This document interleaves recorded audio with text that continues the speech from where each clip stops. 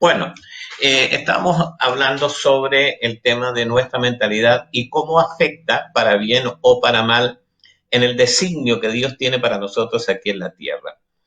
Salomón, hace 3000 años atrás, dijo algo muy interesante.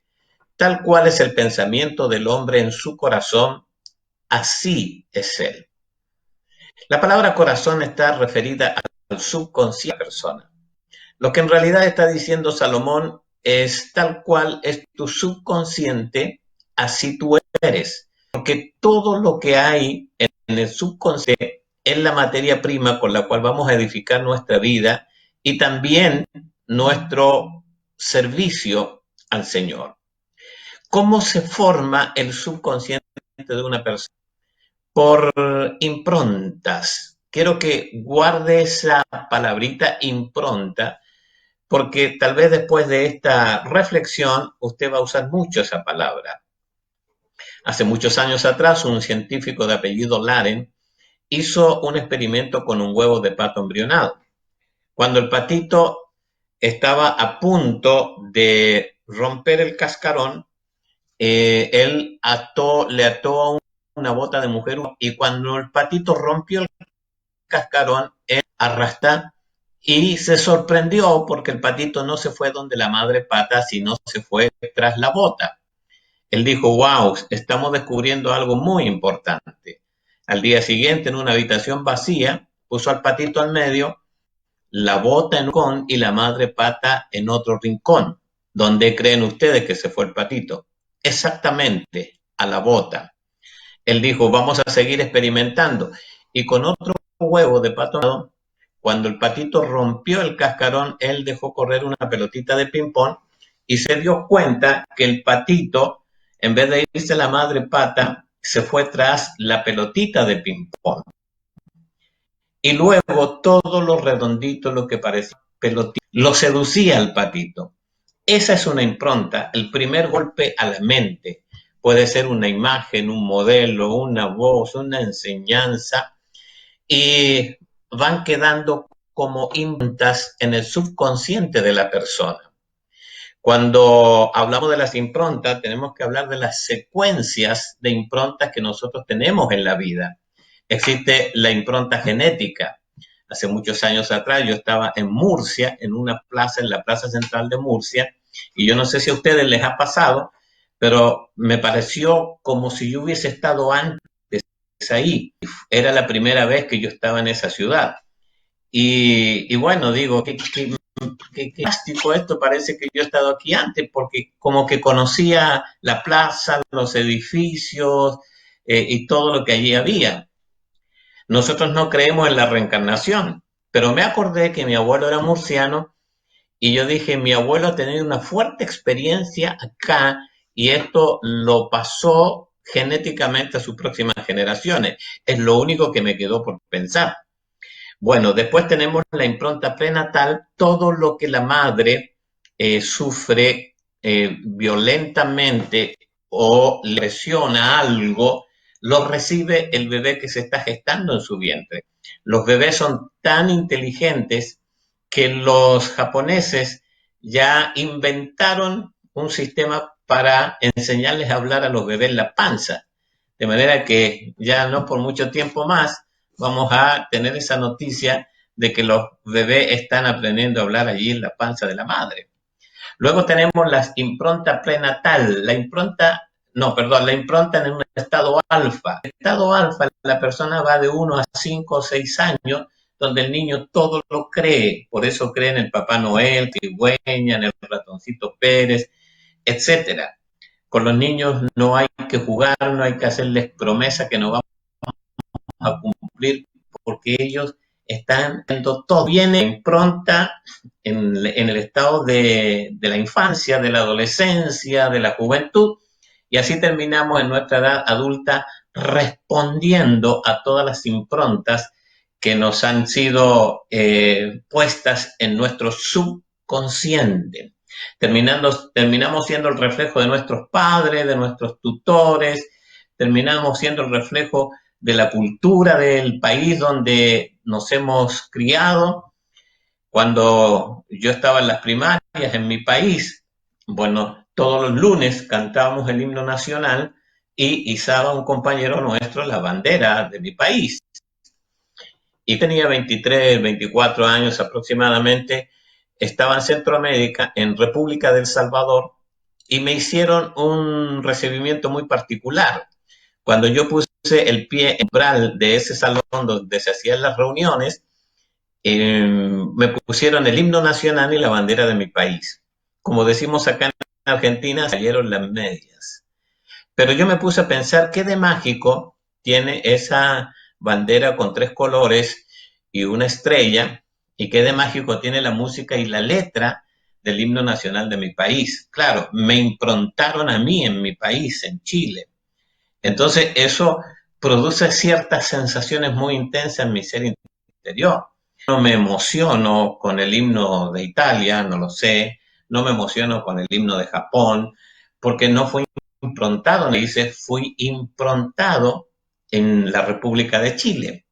De manera que todo lo que he recibido en mi país ha formateado mi vida, lo que recibí de mis padres, de mis maestros, y finalmente todas esas improntas terminan siendo una filosofía de vida en la gente. Ser católico es impronta, ser musulmán es una impronta, ser evangélico es una impronta. O sea, todo es una impronta. O sea, respondemos a todo lo que hay en nuestro subconsciente.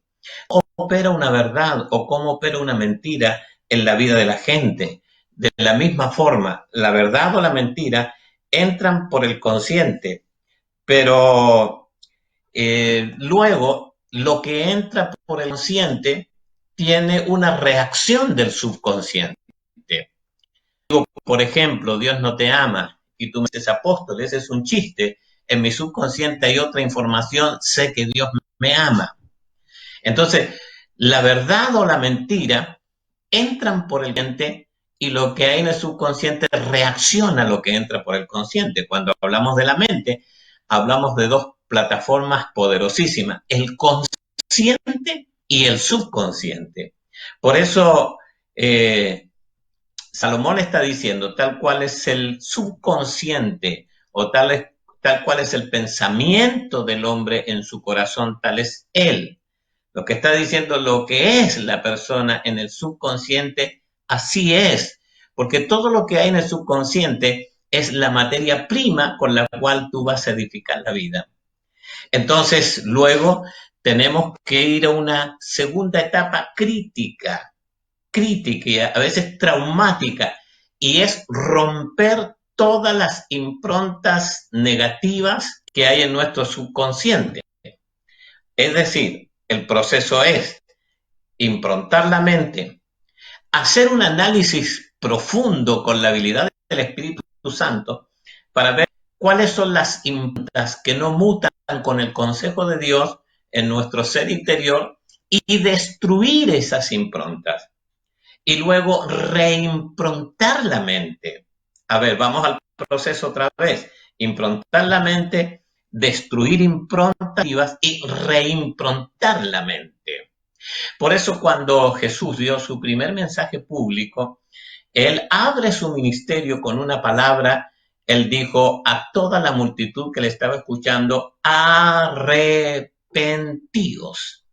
Y arrepentirse no es venir llorando delante de un altar y dejar de lágrimas allí porque nos hemos portado mal, sino que arrepentirse es cambiar la manera de pensar. En el griego la palabra es metanoia, de mente. Lo que el Señor está diciendo a la multitud es algo más o menos así. Señoras y señores, yo estoy aquí para ayudarles a pensar diferente, porque su mente no está acondicionada para pensar correctamente. Cambien su manera de pensar. Ese es el mensaje del Evangelio. Y ese mensaje no iba al espíritu, iba a la mente, al front de la mente. Cuando nosotros enseñando sobre la mente, en nuestras clases, hacemos un triángulo y ponemos intelecto, emoción y voluntad. El intelecto siempre lo ponemos arriba, en el vértice de arriba, intelecto, emoción y voluntad. O sea que ese mensaje no iba al espíritu, iba al front de la mente. Más tarde Pablo, en un pensamiento más evolucionado y ahora hablando a la iglesia, el apóstol Pablo dice, no os conforméis a este siglo, sino transformaos por medio de la renovación de vuestro entendimiento para que comprobéis cuál sea la buena voluntad de Dios, agradable y perfecta. El problema es que cuando nosotros tenemos un designio providencial, cuando Dios tiene proyectos y planes con nosotros, si ese trabajo no se ha producido en la mente de romper improntas negativas y reimprontar la mente con la palabra, entonces no vamos a poder ir a un destino manifiesto porque tiene que existir ese trabajo primero para que nosotros seamos operativos en el designio providencial que Dios tiene con cada uno de nosotros. Por eso nosotros no podemos darnos el lujo de repetir improntas negativas a nuestras próximas generaciones. Los pastores, los líderes, somos formadores de gente, empezando por nuestros propios hijos biológicos, luego nuestros hijos espirituales, la congregación. No podemos darnos el lujo de repetir esas improntas, sino que tenemos que poner una cuota evolutiva generacional. ¿Qué es la cuota evolutiva generacional? Es tomar una herencia, revisarla, corregirla o cambiarla realmente si fuera necesario una corriente de nuestras próximas generaciones. Porque sepan ustedes que en la gente que nosotros estamos formando están los próximos apóstoles, los próximos profetas, evangelistas, pastores y maestros, los próximos gobernantes de esta nación, los científicos, los empresarios, los industriales, los médicos, etcétera. Y no podemos nosotros llevarle al lugar que nos llevó la nación pasada, a nosotros que nos dejó estacionados en un lugar que tal vez no era el correcto, y pasaron los años hasta que entendimos estas cosas y nos dimos cuenta que muchas cosas, aunque se nos enseñaron con buenas intenciones, no era lo correcto. Y la gente dice, tanta madre me lo... Y yo hasta el final voy a pensar de la manera que me dijo mi madre que tenía que pensar. Pero tal vez eso no muta con el consejo divino y eso no hace bien a tu vida espiritual, ni le va a hacer bien a la gente que tú estás formando, porque vas a repetir patrones de pensamientos que no son los patrones que mutan con el pensamiento divino. Nota esto, Israel tiene un designio providencial para llevarlo luego Dios a un manifiesto que era la tierra prometida. Los israelitas hace 430 años que son esclavos, pero con una promesa divina que se la dio Dios por boca de Abraham, que los iba a llevar a una tierra donde fluye leche y miel. Ahora, este pueblo, los hebreos, tienen al líder más destacado de la humanidad después de Jesús. Un estadista, un escritor, hacedor de milagros, baja luminoso de una montaña. Dios lo usa, poderoso en milagros. Tienen a un Dios que es el único Dios verdadero. Cuando cruzan ellos el Mar Rojo, del otro lado alaban al Señor, bendicen su nombre y lo comienza a acompañar una nube llamada Shekinah, la nube de gloria, cubría en el día, y una columna de fuego que lo cubría por la noche, le daba la temperatura ideal. Súmele a eso la provisión divina a través del maná y de las codornices. Tenían todo a su favor, todo a su favor. Los egipcios no lo pudieron detener. El faraón no pudo detenerlo con sus magos, seadores, adivinos, etc. Los pueblos cananeos no pudieron retenerlo. Entonces, ¿cuál fue el problema? ¿Por qué ellos no pudieron ir al designio que Dios tenía para ellos? Eso fueron las improntas. Hubo que de improntas porque Israel estaba improntado como esclavos toda la nación. Ellos tenían la mente de esclavos. Sin embargo, Moisés había sido improntado en un palacio para gobernar. En un momento Dios le dice a Moisés, Moisés, a esto te los voy a raer a todos de la tierra. Moisés se puso como un intercesor para que Dios no eliminara a los israelitas. Y yo pensé, si Dios elimina a todos los israelitas, ¿a quién va a gobernar Moisés? Moisés estaba preparado para ser el próximo faraón. O sea, de gobernar, iba a gobernar. Pero el gran problema que tuvieron los israelitas fue un choque de improntas entre el pueblo y Moisés. A ver, reitero, todos los israelitas pensaban como un esclavo, porque ya hacía 430 años que vivían en Egipto y prácticamente más de 400 años como esclavos. Y Moisés improntado en un palacio. Pero hubieron dos personas, Josué y Caleb, que revisaron sus improntas y rompieron, destruyeron las improntas nocivas, las improntas, y reimprontaron la mente y conectaron mentalmente con Moisés. Murió toda la generación en el desierto, 60 funerales por día, algo, pero la verdad, fatal. Pero se levantó y Caleb con otra manera de pensar e improntaron ellos a su generación emergente y con ellos entraron a la tierra prometida y conquistaron 31 reinos en 27 años. Miren lo que son los cambios de impronta, cómo nos llevan a la conquista. Por eso tú y yo tenemos un designio de Dios y eso está escrito en nuestras mentes y hemos sido llamados antes de la fundación del mundo para operar en ese designio y llegar a un destino manifiesto de Dios. Sin embargo, hay mucha gente que no va a entrar en ese designio si primero no cambia su manera de pensar, rompe las improntas negativas y reimpronta su mente con el consejo de la palabra. Podemos tener patética, podemos tener capacidad extraordinaria, no cambia nuestra manera de pensar. Es muy posible que no vayamos al destino profético que Dios tiene preparado para nosotros. Vea usted la conversión de Pablo. Pablo va camino a Damasco y lo cegó una luz y se cayó o cayó en tierra. He escuchado muchos púlpitos decir se cayó del caballo, pero en realidad la palabra caballo no está en ese pasaje. Seguramente iba en caballo. Y lo primero, cuando le cegó la luz, Pablo dice, ¿quién eres, Señor? Y Jesús le dice, yo soy Jesús a quien tú persigues. No le dijo, ¿por qué andas persiguiendo a los cristianos, azotándolo en la cárcel? Le dijo, yo soy Jesús a quien tú persigues, porque Jesús y la iglesia es una sola cosa. Si Cristo vino a nosotros, se reveló en nosotros, hoy vive dentro de nosotros y crece cada día en nosotros. Se ha hecho uno con nosotros. Y Pablo inmediatamente, porque cuando a alguien se le revela a Cristo, inmediatamente se vuelve obediente.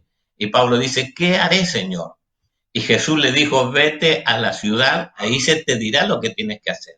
Mi pregunta es, ¿por qué no se lo dijo Jesús si ya estaban conversando?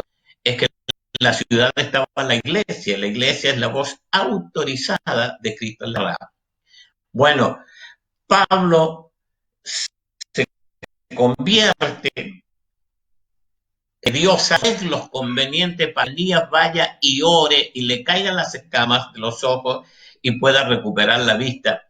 Pero inmediatamente Pablo no busca el consejo de los apóstoles de Jesús. Y acá es un gran enigma eso, porque yo me voy a poner de ejemplo. Yo soy pastor de una congregación local. Si Dios me envía a otra ciudad, a otra nación, y mi vecino, al cual yo le hablé tanto del Señor, nunca se convirtió cuando yo vivía en la ciudad de Córdoba, pero un día me llama donde yo estoy y me dice, Daniel, me convertí al Señor, ¿qué debo hacer? Yo lo primero que haría es mandarlo a la congregación que yo estuve pastoreando, porque lo que le enseñé la sana doctrina del Señor, Así que le diría, mira, vete allá a tal dirección y ahí te van a enseñar lo que tienes que aprender. Pero Pablo no se va a Jerusalén donde los apóstoles. Es más, Pablo dice en Gálatas capítulo 1, desde el versículo 11 en adelante, el evangelio que yo predico no lo aprendí de hombre alguno, no lo recibí de carne ni de sangre. Entonces la pregunta es, ¿por qué Jesús no lo mandó a Jerusalén, donde estaban sus apóstoles? Porque los apóstoles todavía estaban operando en el viejo pacto. Y si Pablo iba hasta Jerusalén, los apóstoles lo iban a improntar con el viejo pacto. Y hoy todavía nosotros estaríamos como millones de judíos esperando al Mesías que ya vino hace 2000 años y haciendo las liturgias judías. Pero gracias a Dios que el apóstol Pablo no se fue a Jerusalén, se fue a Arabia y recibió en revelación el evangelio que hoy nosotros practicamos y el nuevo pacto que hoy tenemos, en el cual nosotros estamos siendo edificados. Mire qué poderosas son las improntas, porque Dios mismo improntó a Pablo en revelaciones. Y hoy podemos gozar, disfrutar la vida de Cristo en nosotros, disfrutar el nuevo pacto. Le hablaré también de Nicodemo, que tuvo una conversación con Jesús y se le vino a Jesús de noche, no quería que lo vieran, pero algo había visto en Jesús y le dice, maestro, sabemos que has venido de Dios, porque todo lo que tú haces no podría hacerse si Dios no está contigo. Jesús le dice, guárdate esas palabras, tienes que nacer de nuevo. Nicodemo le dice, ¿cómo yo siendo viejo puedo entrar en el vientre de mi madre y volver a nacer? Y Jesús le dice algo así, yo se lo voy a graficar. Le dice, el vientre de tu madre es un vientre biológico.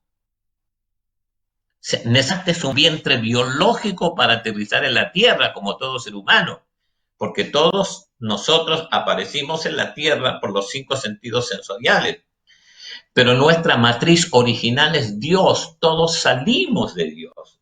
Lo que le está diciendo Jesús, saliste del Padre, viniste a un vientre biológico y los religiosos de tu época te han improntado mal. Tienes que ir de nuevo. Note qué fuerte que son las improntas para que nosotros podamos operar en el designio que el Señor ha tenido para nosotros. El profeta se va a la casa del alfarero. Dios le dice, Jeremías, vete a la casa del alfarero. Y descendí a la casa del alfarero, dijo Jeremías. Y vi que el alfarero estaba haciendo una vasija y la vasija se le rompió en su mano. En realidad, eso es lo que tiene con nosotros. Tiene que romperse nuestra formación que no está alineada al pensamiento de Dios. ¿Quién de nosotros no se ha roto en las manos de Dios? Hemos estado en las manos del alfarero. Yo conocí un pueblo en Chile que se llama Pomaire, donde hacen mucha alfarería y el alfarero siempre está en la rueda trabajando. Y cada vuelta de rueda representa una temporada de vida. Y en cada temporada de tu vida has recibido improntas. Cuando estabas en el vientre de tu madre, aún antes de nacer, la impronta genética. Luego en tu estado alfa, en tu niñez, en tu estado de la adolescencia, en tu juventud. Y esas cosas que no mutan con el consejo divino se tienen que romper. Y se rompió esa vasija en las manos del alfarero. Y el alfarero hizo una nueva vasija según le pareció mejor hacerla. Entonces nosotros somos en las manos de Dios a las cuales Dios le está dando forma y sentido. Y tenemos que nosotros ahora, en este tiempo, trabajar este aspecto de nuestra vida, de nuestros pensamientos, y poder entender los designios de Dios para ir a un destino manifiesto. Los designios providenciales de Dios no podemos entenderlo con la mente humana y con todas las improntas que la vida nos ha dado en nuestra mente. Cambiemos nuestra manera de pensar. Cuando Jesús dijo, arrepentíos, porque el reino de los cielos se ha acercado, está diciendo cada manera de pensar. Y el apóstol Pablo está diciendo, os ruego por las misericordias que presentéis vuestros cuerpos en sacrificio vivo, santo, agradable a Dios, que es vuestro culto racional. No os conforméis a este siglo, sino transformaos. Esa palabra transformaos es una palabra compuesta por el prefijo trans, que significa ir más allá, detrás de, del otro lado.